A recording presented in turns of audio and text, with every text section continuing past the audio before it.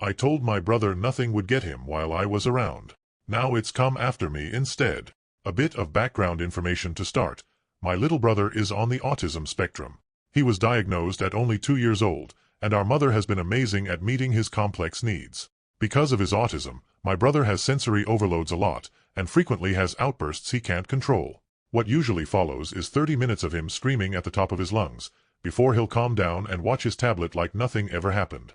Or at least, this used to be the case.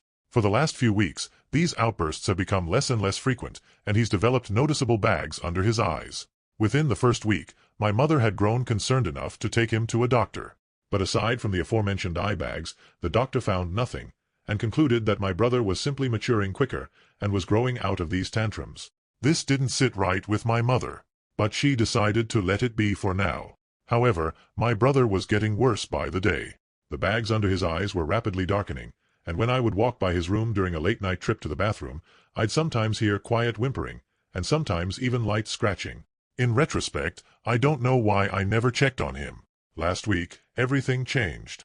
I had been up late playing games online with friends, and I was heading downstairs to grab a drink before sleeping.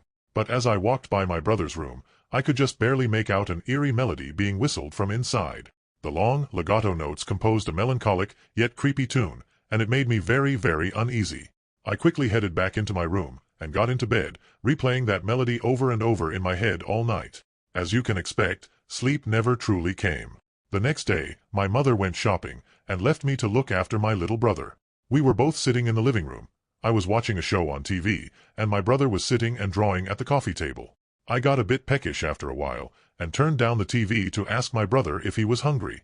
That's when I noticed my brother was humming a familiar tune as he drew. The same eerie melody I'd heard from outside his door not 12 hours before. I felt the blood drain from my face, and I swear I could hear a faint whistling accompany my brother's humming. But I regained my composure, and asked, "Hey, bud, that's a nice tune you're humming. Where'd you hear it from?"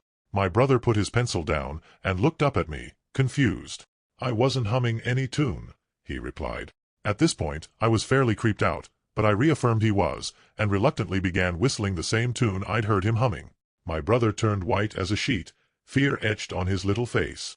"No, no, no, not that song," he screamed. "That's his tune." I asked who he was, and my brother slowly slid the picture he'd been drawing across the table. He had drawn a long black silhouette on the paper.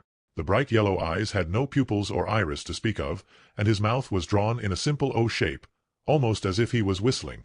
Immediately, I felt a chill down my spine. This time, I was almost positive that I could hear someone, or something, whistling that same eerie melody right behind me.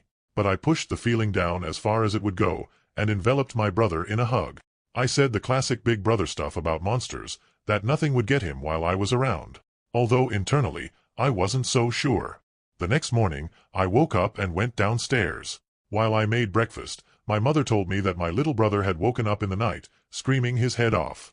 I felt the color drain from my face as I recalled our conversation, but when I glanced into the living room, he seemed fine. My mother told me he'd had a nightmare. I alone know better. Since that morning, my brother seems to be improving. The bags on his eyes are disappearing, and his energy is returning as the days pass.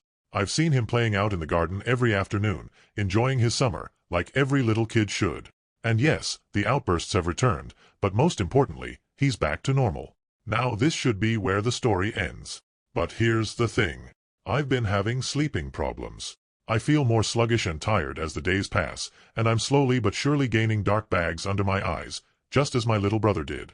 My parents are concerned for me, as I barely have the energy to turn on my PC and play games. My friends message me constantly, asking if I'm okay, and every time they do, I always say I'm fine. That couldn't be further from the truth. Even now, as I type this, I can hear that eerie melody being whistled outside my door. I've woken up multiple times to a long black silhouette with piercing yellow eyes, standing at the edge of my bed and staring at me, whistling that haunting tune. I did tell my brother that nothing would get him while I was around, and I stand by it. What could a creature like this want with an autistic child? Besides, as creepy as this thing is, it's just a shadow. And shadows can't kill. I'm sure I'll be fine. Right?